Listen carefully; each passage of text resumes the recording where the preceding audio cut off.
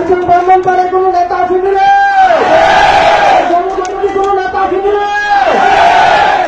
ওই সেই নেতা আমার ভাই ছাত্র দলের যুব দলের স্বেচ্ছাসেবক কৃষক দলের বিএনপির প্রিয় উপস্থিতি, আমাদের মাঝে উপস্থিত হয়েছেন পরিচয়ন ব্রাহ্মণপাড়া জাতীয় মানুষের নেতা,